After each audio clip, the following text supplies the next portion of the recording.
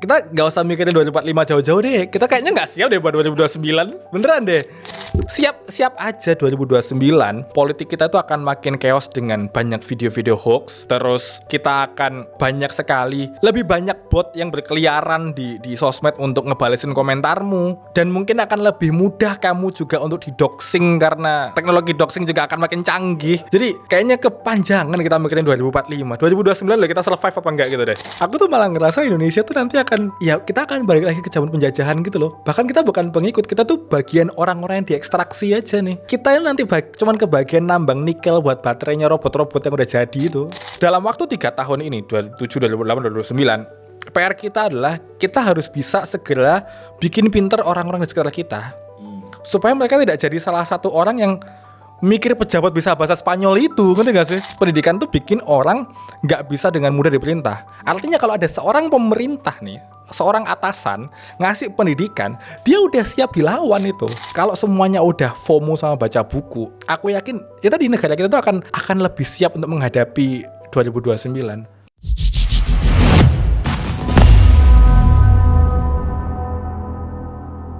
Jumpa lagi di Manusia Masa Depan. Jangan lupa kita masih juga bisa didengarkan di Spotify selain di YouTube Nalar TV. Jadi jangan lupa untuk subscribe di YouTube kita dan juga follow kita di akun-akun media sosial di Instagram di @redaksi_nalar_tv dan juga di @redaksi_nalar_tv di TikTok. Hari ini kita mengundang Mas Adit MKM. Kalau tahu IG dan TikToknya Adit MKM juga ya. Karena gue kurang aktif TikTok, jadi sama. Banyakan di Instagram. Ketahuan usia sih sebenarnya kalau gitu tuh. Mas Adit MKM, Mas Adit Halo. lah ya. Mas Adit ini seorang penulis, bukunya berjudul Masa Depan Yang Tak Boleh Dibicarakan, sebuah buku langka. Karena susah nyarinya kalau sekarang. Iya udah telat kalian kalau mau beli buku itu. Dicetak lagi dong. Ya boleh, nanti saya bilang penerbit tolong dicetak lagi karena penonton podcast ini meminta nih, ada 400 juta orang. Aduh, meminta nih, tolong dicetak seluruh ulang. penduduk Indonesia plus itu 400 juta orang. Kalau gue lihat sempat juga ditulis seorang Bookstagram ya. Seorang yang menggunakan media sosialnya untuk membicarakan buku, mungkin mempromot minat baca juga gitu. Nah, kenapa nih undang? Saya menjawab nih Mas Adit, kenapa saya mengundang Mas Adit? Karena saya melihat banyak konten di media sosialnya Mas Adit yang membahas pengetahuan yang Mas Adit dapat melalui buku. Dan saya percaya bahwa semua jawaban yang saya bilang tadi, semua jawaban untuk masalah di dunia ini itu sebenarnya udah ada yang nulis. Karena kita nih manusia ini udah puluhan ribu tahun, penulisan mungkin berapa ribu tahun lah gitu ya. Udah masalah yang kita lalui itu berulang-ulang sebenarnya. Nah, kalau kita mampu membaca semuanya, kita udah punya jawaban untuk semuanya. Termasuk tentang kondisi negara kita saat ini. Waduh. tahu nggak ini ironisnya apa? Anda bilang kayak gini tuh tadi pagi Anda pamer ke saya kalau Anda lagi baca 1984 gitu. Seakan-akan kayaknya ini deh. Ini yang akan terjadi. Enggak ada, saya enggak bilang. Enggak, itu kan novel, menarik. Kata Jess Kairan untuk hati kok. Betul. Ya. Biar hatinya tergugah kayak ada yang salah. Salah gitu. Jadi menarik untuk melihat bagaimana perjalanan manusia Indonesia ke depan. Karena sekarang nih saya tahu Mas Adit lagi bahas 40 hari. Betul. Melihat sejarah yang jarang diomongin orang. Nah, itu banyak banget kontennya yang menarik gitu. Untuk kondisi Indonesia saat ini, Mas Adit, saya mau tahu dulu nih. Dari skala 1 sampai 10, masa depan Indonesia ini lagi di skala berapa nih, Mas? Waduh. Satunya apa, 10-nya apa dulu nih? Satunya itu adalah kacau, ya kan pastinya lah. 2 kacau tapi ya manusia masih hidup baik-baik. 1 sampai 5 lah ya. Wah. 3 itu ya status quo aja lah, begini-begini aja kita gitu. 3 status quo. Nah, status quo. Nah, -3 berarti. Apa itu minus status quo itu gimana itu? di berapa 1 sampai 5? Aku ngerasa kayaknya kita itu terjebak dalam apa ya? Blissnya tuh kayak kita kayaknya masih status quo deh gitu loh, ngerti gak sih? Sebenarnya enggak ya? Iya, kayak orang-orang ngerasa kita masih status quo kok. Padahal Gini enggak. aja kok, Kita tuh merosot loh. Kita itu merosot kayak segamanya gini deh. Ini kita 98, kita sudah menurunkan seorang diktator gitu ya. Dengan perjuangan dari berbagai macam kalangan. Pahlawan. Oh iya. Dan itu maksudku. Ini tuh orang yang udah diturunkan nih dengan jerih payah, orang sampai ada fotonya menduduki gedung MPR DPR. Sekarang kok jadi pahlawan, itu kan merosot ya. Aku tuh sebenarnya nyambung juga tadi dirimu mention aku bikin konten sejarah. Aku tuh ngerasa kayaknya masalah Indonesia itu bisa sedikit diselesaikan kalau orang-orangnya tuh paham sejarah. Oke. Kayak misalnya gini, kita ngelihat bagaimana akhir-akhir ini ya, kayak beberapa hari terakhir ini ada istilahnya police brutality gitu. Bagaimana kepolisian itu beberapa oknumnya melakukan kekerasan, bahkan ada yang tertangkap narkoba.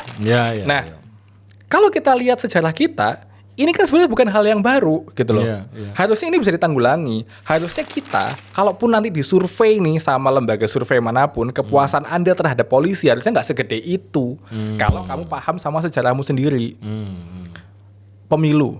Kamu kalau ngerti sejarahnya negaramu kayak gimana, siapa-siapa saja yang terlibat dan ada peristiwa-peristiwa apa, mungkin kamu akan lebih bijak untuk memilih siapa yang harus di DPR, siapa yang harus jadi pemimpin ini, siapa yang harus jadi pemimpin ini.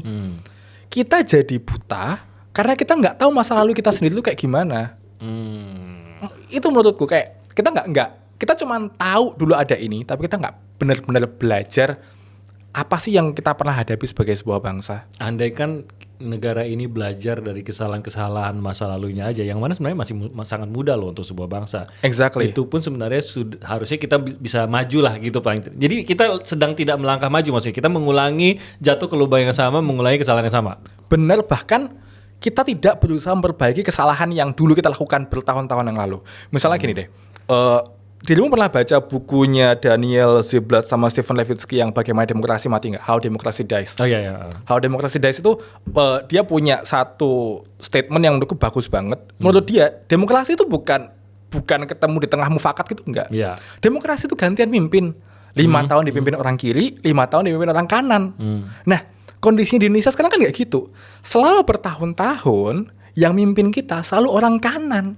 Kenapa nggak ada orang kiri? Karena orang-orang kirinya udah dihabisin semua tahun 65-66. Iya, dan sampai sekarang pun masih sangat negatif kan. Betul. Pemikiran kesananya.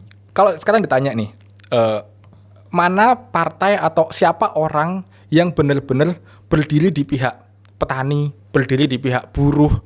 Nggak ada yang populer kan. Orang kalau kamu tanya ke akar rumput, kamu dukung politisinya siapa? Ya masih orang-orang itu yang sebenarnya kita tahu ini ekstrimnya tuh pendukung kapitalis juga gitu loh. Mana sebenarnya ketahuan sebenarnya. Iya. Mau ngaku-ngaku wong cilik kata apa gitu. Iya, makanya kan. Ini aku bukan berarti kita harus condong ke kiri terus ya, tapi kita perlu itu 5 tahun dipimpin kiri, 5 tahun dipimpin kanan supaya negara kita tuh senantiasa moderat. Nggak kayak sekarang nih selalu di kanan terus. Karena kita kadang-kadang berpikir selalu hitam dan putih sih ya. Exactly. Seakan-akan nggak ada yang sedikit mengambil fitur ini, sedikit mengambil fitur itu, yang mana yang baik-baik sebenarnya kan gitu. Nah, di How Democracy Dies juga dijelasin ternyata kan bagaimana seorang pemimpin ini untuk mempertahankan kekuasaannya, ya dia harus senantiasa ngasih tahu kalau oposisinya itu buruk, supaya next kamu akan dipilih lagi. Itu yang susah, ketamakan inilah yang tadi kita bahas. Ketamakan inilah yang bikin kita tuh nggak maju kemana-mana sebenarnya. Kalau ada contoh nggak misalkan Mas Adit? Ini kan kita... Dia tuh kalau minta contoh gitu ya kayak minta aku yang sebut nama gitu. Minta bintang tamunya sebut nama. Jadi nanti kalau misalnya ada apa-apa. Contoh nama orang, nggak usah. Bangsa aja, atau sebuah masa di mana sebuah bangsa itu memang ada buktinya kok bahwa pemimpin-pemimpin itu bisa kok berpihak pada masyarakat. Memang bisa kok pemimpin-pemimpin itu mau benar-benar tidak memikirkan diri sendiri, atau setidaknya dibandingkan pemimpin lainnya itu ini udah sangat selfless gitu untuk membuat kebijakan. Ada nggak sih mungkin yang membuat Mas Adit terkesan gitu bahwa ini mereka bagus sih jalanin dalam hal ini gitu? Sebenarnya kalau ditanya yang purely selfless, nggak ada. Udahlah, pemimpin politik itu nggak ada yang purely selfless. Nggak mungkin. Mau ngomong rakyat dalam setiap kalimatnya juga nggak mungkin. Gitu. Tapi kalau ditanya kayak siapa yang bagus, kayaknya kita nggak usah jauh-jauh berkaca. Coba kita ngelihat ke Singapura aja deh. Oke. Bagaimana Lee Kuan Yew itu bisa ngebangun Singapura dengan tangan besinya pada awal-awal sampai sekarang jadi kayak gini, betapa dia dari awal ngotot investasi kita harus gede ke pendidikan. Ya. Itu kan wujud pemerintahan yang mikirnya jangka panjang dan tahu nih bahwa ini yang dibutuhkan bangsanya gitu. Ya, ya. Bukan dibutuhkan dia loh. Karena kalau kita ngelihat semua negara jajahan yang runtuh ya, kayak India, Indonesia gitu, yang akhirnya lepas dari penjajahnya, hal yang bikin mereka lepas pertama itu pendidikan. Ya. Pendidikan tuh bikin orang nggak bisa dikontrol. Pendidikan tuh bikin orang nggak bisa dengan mudah diperintah. Artinya kalau ada seorang pemerintah nih, seorang atasan ngasih pendidikan, dia udah siap dilawan itu. Ya, Itu menurutku itu ya contoh yang mungkin kita bisa lihat ya bagaimana dia selfless nih, kayak dia nggak meduliin. Aku kalau bisa dilawan rakyat itu nggak apa-apa deh gitu. Ya. Tapi pokoknya aku jangka panjang Singapura jadi karena pendidikannya udah aman. Dia dengan sangat sadar tahu bahwa pada saat kita menyediakan ini untuk masyarakat, mereka akan bertumbuh dan mereka lah yang akan minta kita turun nanti kan gitu. Bener. Dan sebenarnya kan to be fair juga akhirnya ketika pendidikannya itu udah dijalani sama orang-orang Singapura juga sadar kalau Lee Kuan Yew ini diktator juga deh. Iya kan? Ya itu, tapi dia dengan rela mau ngasih tahu bahwa hey, prioritas kita pendidikan dulu. Jangka panjang ini akan bikin negara kita aman. Dan terbukti sekarang jarak kita sama Singapura segede itu. Iya. Walaupun selalu perdebatannya adalah ya kan Singapura kecil. Tapi kita ngelihat skor pisahnya aja deh. Ya, tapi ada juga yang komentar gini, iya Singapura kecil. Ya udah sebutin satu kabupaten di mana yang bisa bertumbuh seperti itu kan gitu kan. Gak usah satu negara dulu deh. Kabupaten aja dulu gitu. Exactly. Bisa gak? BSD. BSD kenapa BSD ya? Pik mungkin ya kalau sekarang. Gak tau lah ya. Tapi PIK sama BSD kan kesamaannya adalah dipegang swasta. Tapi itu menarik loh. Ini lagi-lagi bukan mau menjelekkan apa ya, bukan soal kiri kanan yang mana yang jelek mana yang bagus ya. Tapi kita kan mencoba berpikir mengenai apa yang terbaik untuk bisa mendapatkan pemimpin terbaik, untuk bisa mendapatkan pemimpin yang mau berpihak pada masyarakat. Kita terima pemimpin dimanapun gak akan 100% lah, gak akan se-selfless itu. Tapi setidaknya pada saat membuat kebijakan, membuat program itu memang banyak dari masyarakat yang terangkat harkat hidupnya, yang semakin pintar, ekonominya semakin baik gitu. Nah, ini menarik pada saat dibilang ada pertanyaan gini, kalau Anda memilih, ini saya dengar dari podcast lain nih, dari China malah di podcast ya, kalau Anda memilih CEO dari Apple gitu, apakah Anda akan meminta tanya-tanya kepada semua pegawai Apple siapa yang layak menjadi CEO, termasuk sampai ke tukang bersih-bersihnya, yang jaga parkir, stafnya, semua sekretaris ditanya, apakah Anda akan bertanya itu lalu memilih orang tersebut? Ya enggak pastinya gitu kan. Pasti Anda akan memilih orang yang punya track record terbaik untuk menduduki jabatan tertinggi di Apple tersebut gitu kan. Kenapa? Karena kita berharap dialah yang akan bisa memiliki pemahaman untuk melakukan yang terbaik di perusahaan tersebut. Itu satu perusahaan. Berarti Anda nggak setuju one man one vote Anda? Belum tentu. Wes. Udah mulai saling framing. Enggak, tapi ini lebih ke gimana agar kita menalar ini dan agar bisa masuk ke sistem demokrasi kita. Tapi maksudnya adalah bahwa itu terdengar memang masuk akal, tapi lagi-lagi kita ingin tentu saja negara ini sangat-sangat demokratis. Nah, bagaimana nih agar dengan sistem demokrasi yang kita pegang ini kita tetap bisa mendapatkan orang yang benar-benar mumpuni menjalankan sebuah negara loh, bukan sebuah perusahaan gitu loh. Nggak bisa, jalan buntu. Gini, tenang. Sedih banget. Udahlah, gini. Gue udah bilang tadi, gue lagi pesimis. Makinlah dibuat pesimis. Kan pertanyaannya adalah gimana kita dengan demokrasi yang kita punya, ya. Kalimat itu ya, dengan demokrasi yang kita punya, kita bisa dapat pemimpin yang oke lah gitu, yang sesuai dengan meritnya gitu, dia mampu gitu. Problemnya gini, rekan, kan yang kita tuh tidak memilih orang yang memang bagus menurut kita, tapi kita memilih orang yang sudah dipilihkan oleh partai. Oh iya. Iya kan? Nah, partai politik ini untuk punya partai politik itu kan syaratnya repot banget. Iya pasti. Dia harus punya setiap kabupaten harus ada kantornya gitu kan. DPC, DPW semua. Maksudku orang sekaya apa yang bisa dengan mudah bikin partai? Dan kalau kamu udah sekaya itu, kan pasti dipertanyakan dong keberpihakanmu sama orang miskin seperti apa. Jadi nggak akan pernah bisa selesai nih kalau kamu masih mengandalkan demokrasi yang kita punya. Satu-satunya jalan adalah ya kita harus mulai merevisi nih undang-undang pemilu kita kayak gimana, caranya kita bikin partai kayak gimana. Tapi kan tidak mungkin ada orang di DPR yang sekarang adalah orang-orang partai yang mau merevisi ini. Kayak ya udah lingkaran setan aja ini Mas sebenarnya. Makanya aku bilang ini jalan buntu. Kalau idealnya nih di kepalaku dan beberapa literatur yang aku baca, sebenarnya Indonesia tuh punya modal untuk punya demokrasi yang tidak one man one vote.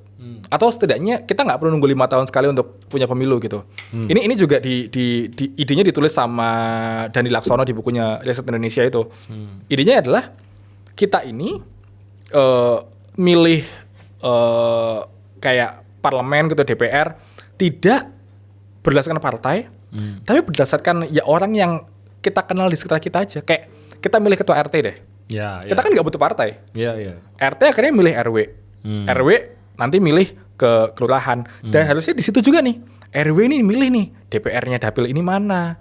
Gitu. Jadi harusnya tuh di level situ aja yang kenal kita siapa. Masalahnya sekarang adalah karena sistemnya adalah dari partai, bisa jadi ada orang Jawa yang nyalonin DPRD di Sumatera. Dia nggak tahu nih apa kebutuhannya orang Sumatera, apa kebutuhannya orang Toba gitu misalnya. Tapi yang mimpin orang Solo, nggak ngerti. Ya, di Jawa banyak sih nggak. Pria Solo sih. itu bukan. Iya, Jawa banyak. Tapi intinya kan karena yang calonnya yang menyediakan adalah partai, bukan warga secara kolektif. Ya demokrasi yang ideal menurutku ya akan mentok di sini-sini aja. Ini arahnya jadi politik nih. Ya, sebenarnya pengen balik ke arah karena selalu di bawah. Tapi memang kita Anda yang nanya kok. Ya, betul juga. Saya menyalahkan diri-sendiri kok. Saya juga minta maaf ya. Maaf teman-teman ya. Tapi emang sebegitu besarnya memang efek politik lah ya ke kehidupan masyarakat. Tapi kembali ke fitrahnya program ini, kita ingin maju sebagai sebuah pribadi gitu ya. Mas Adi sendiri melihat kondisi sekarang gitu ya, mungkin kita tidak dalam kondisi yang sangat baik gitu ya. Bahkan kalau kita bicara soal Indonesia ini kan masih sangat terdampak oleh apa yang terjadi di luar sana, geopolitik gitu. Jadi banyak hal yang kita nggak bisa tolak gitu istilahnya. Mas Adi sendiri bagaimana dengan mungkin ya ilmu-ilmu yang Mas Adi baca, dengan mungkin perspektif-perspektif yang Mas Adi dapatkan dari bacaan, tontonan dan lain-lain, itu mempersiapkan diri untuk hidup di Indonesia di tahun 2045 tuh kira-kira gimana Mas Adit? Mempersiapkan dirinya gimana? Kenapa sih ya? Pertanyaan dia susah banget ya. Pertanyaan dia tuh harus kayak gimana untuk 2045? Karena kan nanti akan melangkah ke sana ya, dengan bimbingan Tuhan kita bisa cukup sehat lah untuk melangkah ke sana gitu. Jadi harus siap dong. Benar. Cuman kayak tadi bagi aku bilang bersama teman-teman di sini bahwa kita gak usah mikirin 2045 jauh-jauh deh. Kita kayaknya gak siap deh buat 2029. Beneran deh. Kita masih bisa kejebak sama video AI gitu. Kayak ada orang diterkam harimau. Kayak kasihan ya. Itu AI. Itu AI. Kamu nanti kalau dikasih video politisi ngomong apa, kamu gak tahu dia AI atau enggak. Atau 2029. politisi ngomong bahasa Spanyol aja tiba-tiba. Kita juga gak tahu itu. Kita kayak dia pinter, dia bisa bahasa Spanyol. AI itu. Kita gak siap men. Tapi halus banget masalahnya halus banget. Dan akan makin halus gitu. Pasti. Aku tuh selalu suka orang yang ngebandingin kalau nggak salah Sora gitu ya. Sora AI itu dari awal Will Smith makan spaghetti kacau banget itu. Kacau, sekarang udah smooth. Halus banget. Besok tuh mungkin spagettinya 3D, aku nggak ngerti lah. Pokoknya seril itu nanti. Siap aja 2029. Politik kita tuh akan makin chaos dengan banyak video-video hoax. Terus kita akan banyak sekali, lebih banyak bot yang berkeliaran di sosmed untuk ngebalesin komentarmu. Iya. Dan mungkin akan lebih mudah kamu juga untuk di-doxing karena teknologi doxing juga akan makin canggih. Iyalah. Jadi kayaknya kepanjangan kita mikirin 2045. 2029 lah kita survive apa enggak gitu deh. Nanti kalau 2029 kita survive, baru kepilih, kita ngobrol lagi di sini deh. Gimana Mas untuk 2034 gimana Mas gitu. 5 tahun sekali aja mikirnya kita. Udah enggak usah terlalu jauh-jauh ya. Jangan jauh-jauh dulu, itu dulu. Kayak dalam waktu 3 tahun ini 2007, 2008, 2009, PR kita adalah kita harus bisa segera bikin pinter orang-orang di sekitar kita supaya mereka tidak jadi salah satu orang yang mikir pejabat bisa bahasa Spanyol itu, ngerti gak sih?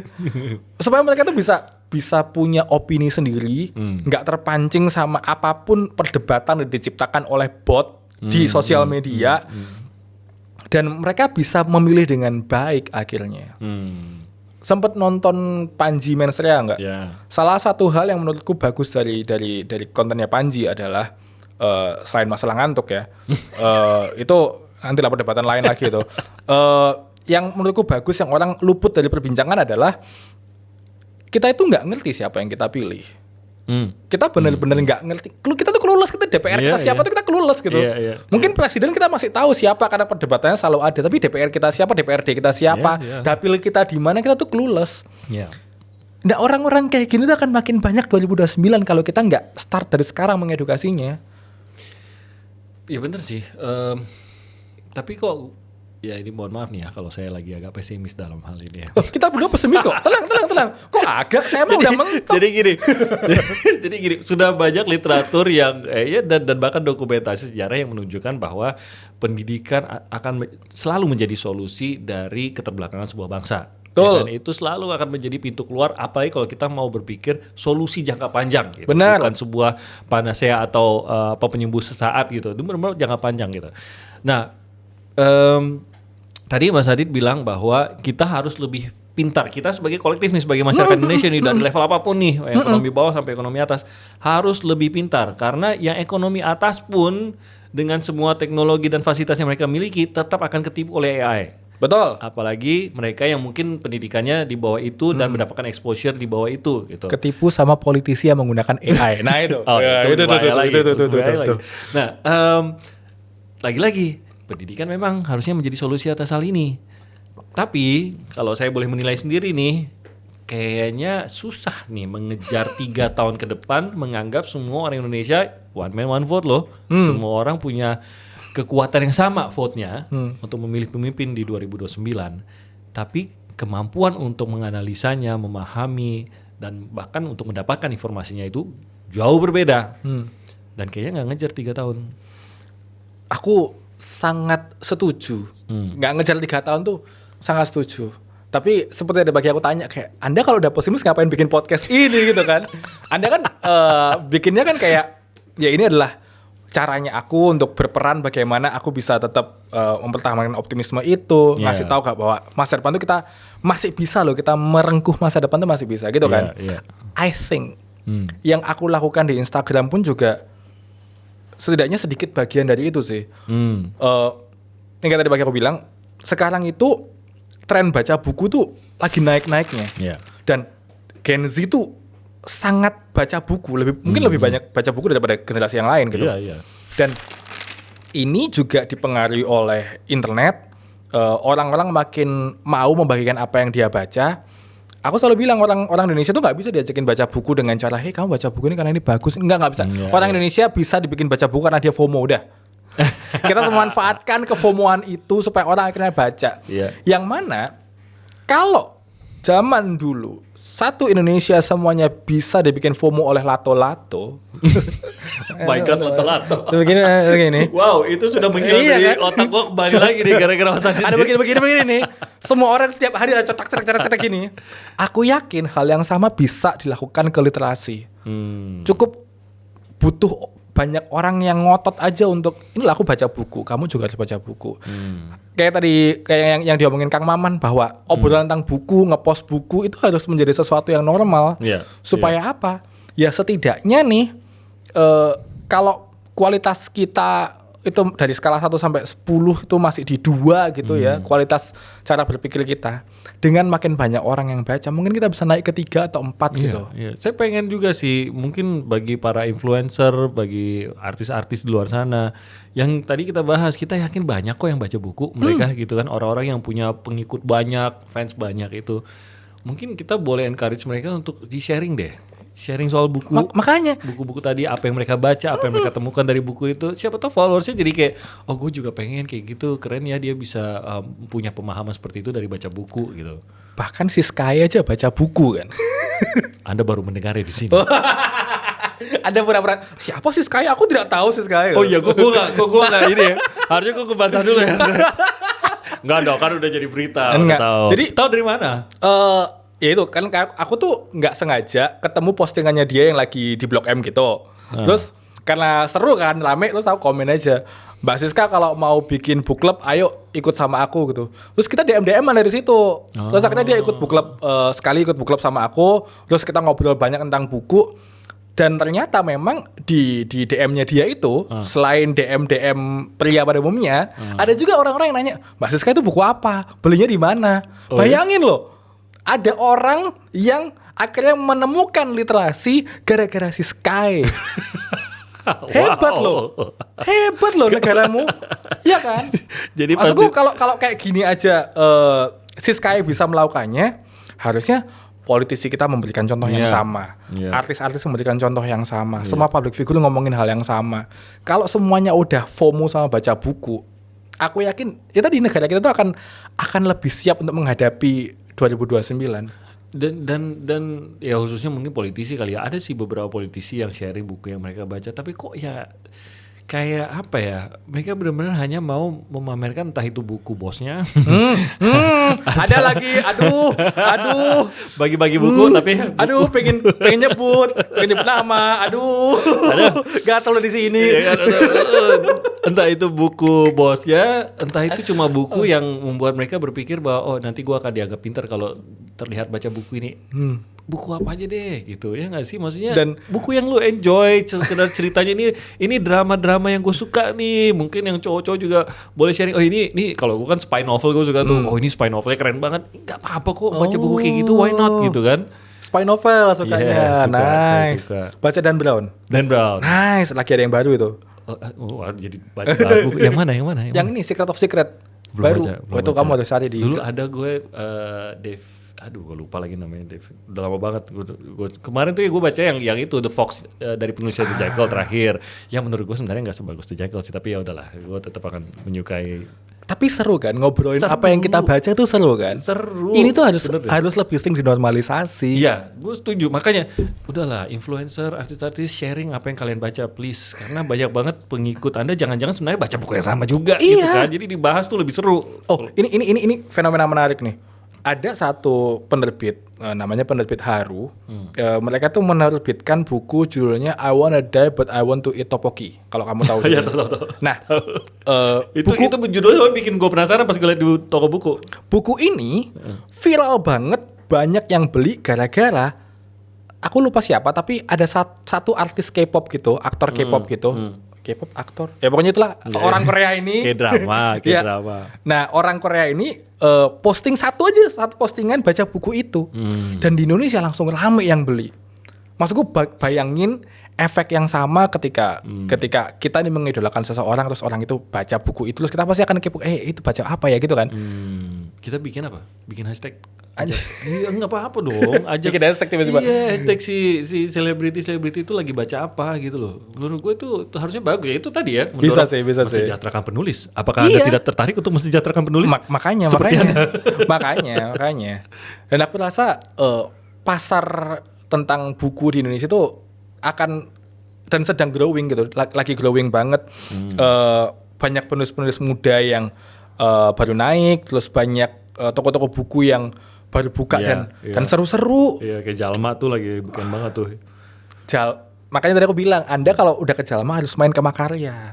Makarya itu tempat nongkrong aku sebenarnya. Terus dia itu sebenarnya konsepnya tuh mirip kayak toko-toko buku di Jogja yang mana dibikin homey gitu kan. Terus buku-buku yang dijual di sana juga nggak biasa kamu dapatkan di toko-toko buku yang mainstream. Karena dari penerbit niche gitu. Misalnya tahu penerbit namanya Margin Kiri gak? Seru kan? Ada penerbit namanya Margin Kiri. Apa yang diterbitkan? Buku-buku yang kiri. Wah, seru sekali. Kaget ya mendengar namanya gitu. Seru. Salah satu bukunya mereka yang selalu rame itu satu Metode Jakarta. Yang tentang pembantaian 65. Terus yang akhir-akhir lagi rame dibicarain orang itu Laboratorium Palestina. Tentang bagaimana Israel ini menggunakan tanah Palestina sebagai tempat eksperimen mereka buat senjata. Jadi silakan kalian cari teman-teman, namanya Margin Kiri, buku-bukunya mereka seru. Mas Adit pernah nulis ngonten banyak pelajaran dari bukunya Tan Malaka. Ya, Khusus untuk kondisi Indonesia sekarang. Ya. Boleh dong Mas di-share apa sih yang Mas Adit lihat ada persamaan ataupun something yang kita bisa pelajari? Tan Malaka ya. Masih ingat gak? Saking banyaknya bukunya yang baca udah kayak jujur, lagi. jujur. Satu buat teman-teman yang FOMO Tan Malaka karena mungkin Malaka Project atau mungkin karena banyak diomongin Tan Malaka dan pengen baca Tan Malaka, saran saya adalah jangan start dari Madilog dulu. Karena Madilog berat. Oke. Ya, Madilog kan tebel ya kan. Terus isinya filsafat banget nih. Buat teman-teman yang emang FOMO Tan Malaka, takutnya kan motivasinya FOMO nih, bukan mau belajar banget nih, motivasinya FOMO nih. Ketemu Madilog ntar capek, mentok, ya kan. Cari Tan Malaka yang tipis-tipis dulu. Saranku aksi massa sama gerilya politik ekonomi. Aksi massa ini seru, dia ditulis tahun 1926 sama Tan Malaka pas dia lagi ngelihat Indonesia itu dikasih semacam kayak lembaga perwakilan gitu tapi dari Belanda. Terus dia ngerasa kayaknya cara melawan kita nggak bisa kayak gini deh kalau kita mau ngelawan Belanda. Nah, kita tuh harus mulai bikin boykot lah, harus mulai bikin ini. Dan di aksi massa itu yang tadi kita bilang bahwa negara-negara yang akhirnya bisa lepas dari jajahannya itu adalah negara-negara yang rakyatnya itu mulai terpelajar. Dan gerakan-gerakan untuk melawan itu startnya dari rakyat yang terpelajar ini. Karena mereka sadar kalau ada yang salah sama negaraku. Tuh. Nah itu dari aksi massa. Kalau dari gerilya politik ekonomi ya itu agak ekstrim sih, karena di bagian akhirnya emang dia ngomongin bagaimana caranya kita perang gerilya. Karena itu kan masa-masa perang, masa-masa agresi militer Belanda kan. Dan dia ngerasa kayak harusnya kita tuh nggak berunding sama Belanda. Kok kita berunding sih sama penjajah? Usir aja udah, ayo kita perang gitu. Dan menurutku sih dua buku ini cukup esensial kalau kalian mau ngerti pemikiran Tan Malaka kayak gimana, supaya kalian tahu bahwa orang ini nih sebenarnya caranya dia untuk berjuang untuk Indonesia tuh dengan pemikiran seperti ini. Dan akhirnya kalian harus tahu bahwa orang ini juga ditembak mati kan oleh rezim, gitu loh. Jadi unik juga ngelihat Tan Malaka yang dibunuh oleh rezim tapi dihidupkan oleh Gen Z itu menarik sebenarnya. Itulah Gen Z baca buku soalnya. Iya makanya. Sekarang. Gokil. Kalau tadi kita bicara soal mempersiapkan diri untuk 2045. Iya tadi Mas Adi bilang 2029 dulu. Terus siap-siap tuh 2029 aja dulu. Tapi aku kembali lagi kepada bahwa kita akan sangat banyak terpengaruh oleh apa yang terjadi di dunia. Karena kan semakin kesini dunia itu semakin homogenik ya, semakin mirip. Salah satu kalau gue paling senang pakai contoh gini, kita tahu baju tradisional baik itu Indonesia maupun negara masing-masing, baju tradisional di Timur Tengah, baju tradisional mungkin orang Amerika, baju cowboy dan segala macam gitu. 100 tahun lalu, mungkin di tahun 1800-an lah paling tidak 100-an lebih tahun lalu, kita mungkin di masing-masing negara masih pakai baju tradisional kita loh. Bukan 2 abad lalu, 3 abad lalu, enggak, 1 abad lebih lalu mungkin masih beda-beda nih. Kalau hari ini pakai Zara semua gitu kan, mau di negara apa gitu kan, H&M, Zara udah segala macam. Jadi dari secara tampilan aja kita nyebrang samudra aja udah sama tampilannya. Jadi dunia ini udah semakin seperti tidak ada jarak dan batas gitu. Nah, termasuk juga teknologi. Dalam hal ini ya pastinya sosial media, AI. Itu tuh baru diterapkan di Amerika 1-2 hari, di China 1-2 hari udah masuk ke Indonesia. Dan efeknya itu nggak tahu bakal seperti apa. Efek sosial media, gue lupa di buku siapa yang nulis tuh ya. Mark Zuckerberg, mau itu Jack, Twitter dan lain-lain itu, pada saat mereka bikin Twitter, pada saat mereka bikin Facebook, pada saat Sergey Brin bikin Google, mereka nggak pernah tahu 10 tahun dari sekarang itu efeknya sebesar ini gitu, atau 15 tahun efeknya sebesar ini gitu. Mereka nggak pernah tahu dari pada saat mereka merancang itu. AI, gue yakin Sam Altman, you name it, siapa yang menjadi headnya AI itu nggak tahu bahwa AI akan berdampak apa 10 tahun, 15 tahun sejak mereka menemukan itu gitu. Jadi untuk mempersiapkan diri untuk 2045, gue juga harus akuin sih, we probably have no idea, nggak ada bayangan sama sekali tuh dunia 2045 itu akan seperti apa. Dan sayangnya Indonesia mungkin hanya akan jadi pengikut. Loh, kok pengikut? Terpengaruh maksudnya. Kok terpengaruh? Aku tuh malah ngerasa Indonesia tuh nanti akan ya kita akan balik lagi ke zaman penjajahan gitu loh. Bahkan kita bukan pengikut, kita tuh bagian orang-orang yang diekstraksi aja nih. Bahkan bukan ngikutin Bukan ya. nggak ngikutin, kita yang nanti cuman kebagian nambang nikel buat baterainya robot-robot yang udah jadi itu. Ouch. Iya, lah maksudku Anda kan lagi baca Why Nation Feel kan sekarang kan, Iya. kelihatan kan bagaimana Extraction extraction economy ya. itu kan. Jadi ya kita ini yang nanti akan diekstraksi dan kita nggak sampai hari ini loh kita nggak berhenti diekstraksi oleh bangsa lain. Iya. Lihat iya. apa yang terjadi di belakangan ini, apa deal kita sama Amerika. Data kita diekstrasi. Iya kan? Iya. Maksudku ya udah gitu. Kalau ditanya kita nggak siap, makanya tadi aku bilang nggak usah mikirin 2045 deh. Coba lihat 2 tahun lagi teknologi kayak gimana, kitanya kayak gimana. Bisa jadi ya tadi gitu kita udah habis aja, tanah kita udah jadi sawit semua buat menghidupi industri yang di luar sana. Aku baru tahu kemarin kan berapa bulan lalu tuh aku bikin book club topiknya sawit. Oh ya? Iya, kita bikin book club topiknya sawit. Disponsori oleh siapa nih? Enggak disponsori, tapi kita bikin diskusinya itu di Kebun Raya Bogor.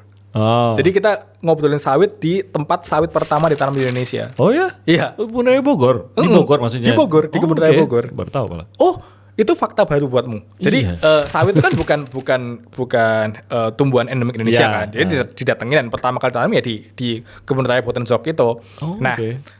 kita kemarin diskusi itu dan dari situ ketemulah sama teman-teman yang emang punya riset tentang sawit. Aku baru tahu ternyata kebutuhan kita buat sawit itu ya sebenarnya kebutuhan domestik itu nggak segede itu. Ya. Kebanyakan sawit kita tuh buat ekspor. Gitu loh. Artinya tadi sebenarnya kan kita sekarang lagi diekstrak aja sebenarnya. Entah dari tanah kita, dari tambang kita, sumber daya manusia kita, semua itu diekstrak keluar. Itu yang aku ngerasa kita nggak siap. Tapi kalau balik lagi ke buku Why Nation Fails itu ya, salah satu hal yang dilihat yang menjadi pola pada saat extractive economy itu dilangsungkan oleh extractive politicians itu, seperti slavery atau perbudakan di Afrika dalam kurun waktu 10 atau 15 tahun saya lupa ya, tahun 18-an itu bisa sampai 8 juta orang diekspor, dalam tanda kutip itu kasar banget sih sebenarnya, udah kayak barang gitu kan, diekspor. Nah, yang membutuhkan memang adalah warga kulit putih di negara-negara lain.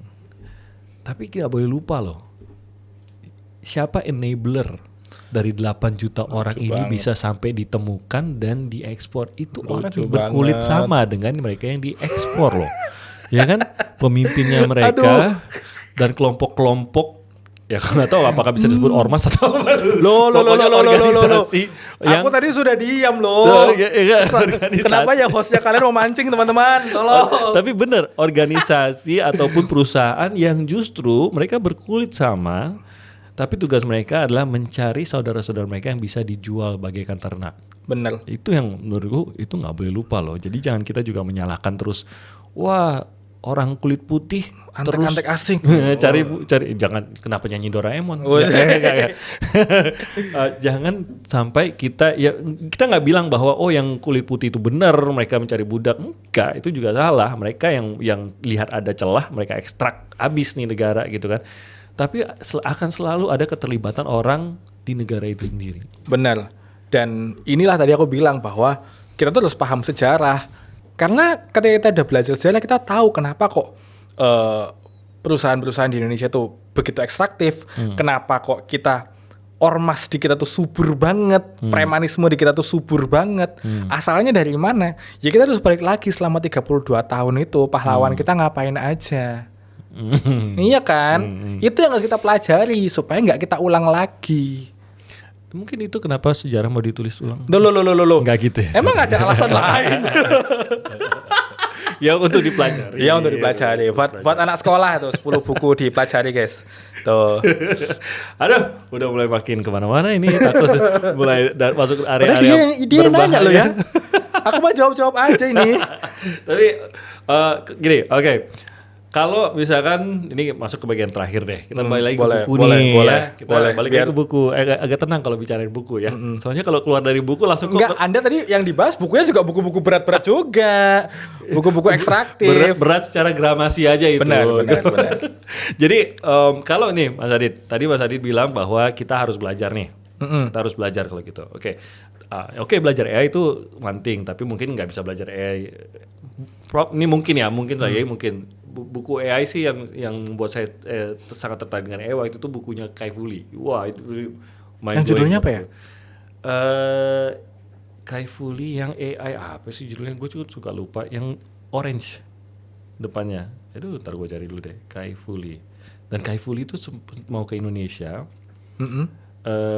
Gue sempat diminta ini kok jadi ya nggak apa-apa. Oh, AI Superpowers. Oh, ya, lu pasti udah pernah lihat depannya. Iya. Itu tuh membuat gue langsung wah gila AI itu hebat banget. Tapi walaupun di bagian akhirnya memang dia ngasih warning banget sih mengenai efek AI. Walaupun itu masih jauh, itu kan udah lama bukunya.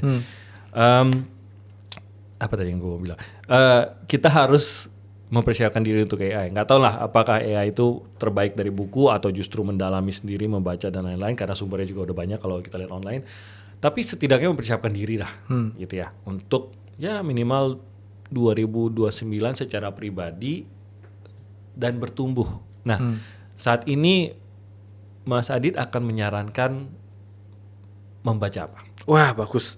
Pertanyaan bagus tuh, pertanyaan yang selalu muncul kalau di podcast nih. Silakan Mas rekomendasi buku gitu ya, kan. Karena soalnya nggak dibaca-baca juga sama mereka udah direkomendasiin itu sebel ya gitu kan.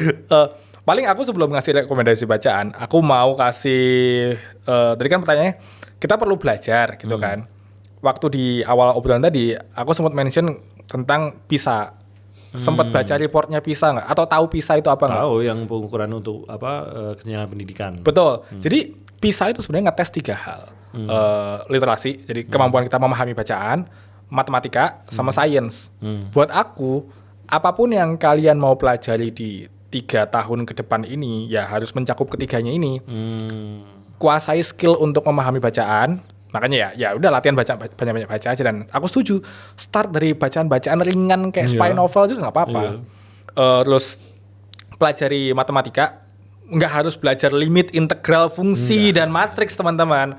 Maksudku pahamilah bagaimana cara berpikir, terus logika, terus sebenarnya statistika dasar lah, kayak biar kalian tuh ngerti kalau misalnya dikasih ini loh rata-rata sekian, kalian ngerti ini maksudnya apa, makna datanya apa. Gue tuh sampai beli buku How to Read Numbers loh.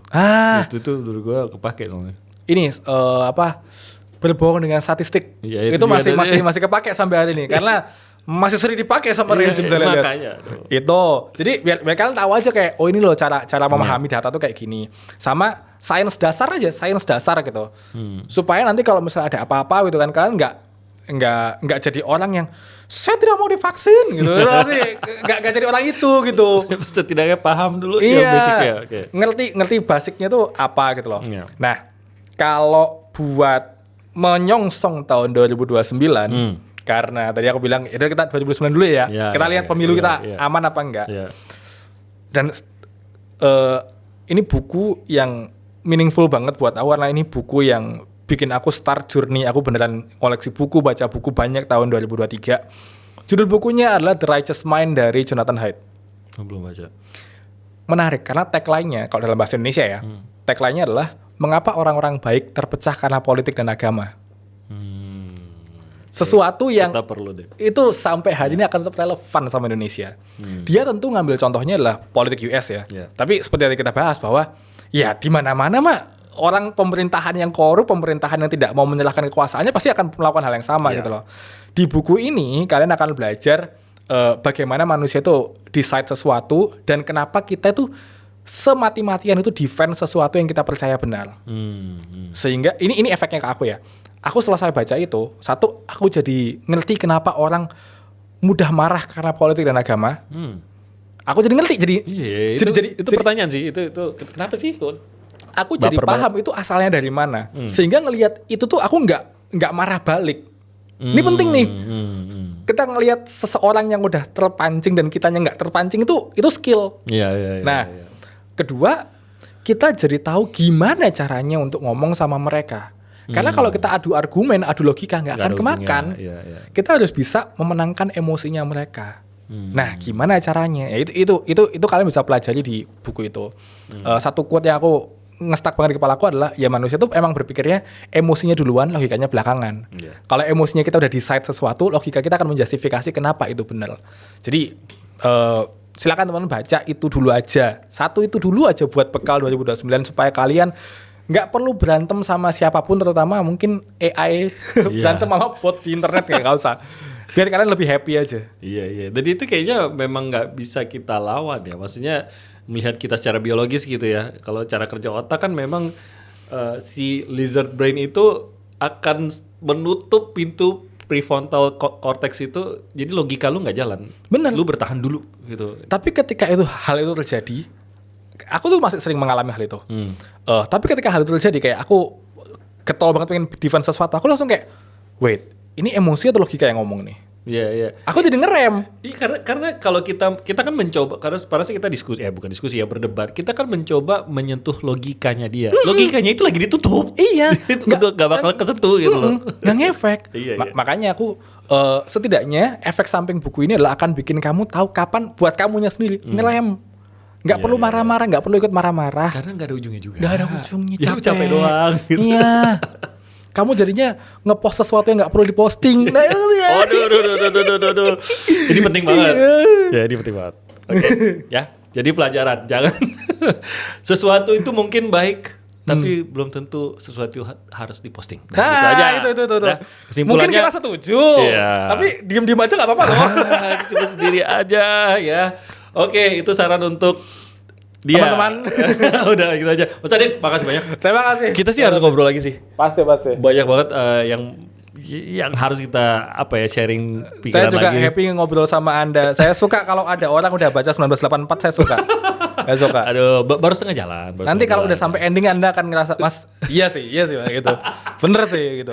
Aku ngerti maksudmu apa gitu. Padahal harusnya katanya Animal Farm dulu ya baru 19, tapi ya udahlah ya. Iya, nggak apa-apa. Nggak apa-apa lah ya. Nanti habis ini. Iya, Biar kamu tahu kayak, sama nih. Loh. Sama apa? Sama-sama apa? Babi. Sama-sama babi. Oke, mungkin tadi ada beberapa buku yang sudah disuggest oleh Mas Adit. Boleh lah ya kita tulisin aja nanti ya. Jadi bisa ya memperpanjang list buku yang belum dibeli. Kalau saya sih langsung nambah lagi nih buku yang belum gue baca. Aduh, yang kemarin aja di rumah udah dibeli belum dibaca. Tapi menarik dan saya rasa tadi buku terakhir itu kayaknya harus sih sangat-sangat relevan. Akan menarik untuk lihat insight-nya. Anda sendiri lagi baca buku apa? Tulis di kolom komentar ya. Sekali lagi terima kasih Mas Adit. Kita ketemu lagi dalam kesempatan lain. Kita jumpa lagi di Manusia Masa Depan berikutnya. Jangan lupa untuk follow di Instagram dan juga TikTok kita di @redaksi_nalartv. Subscribe dong, tinggal pencet biar kita banyakin lagi konten-konten seperti ini. Sampai jumpa.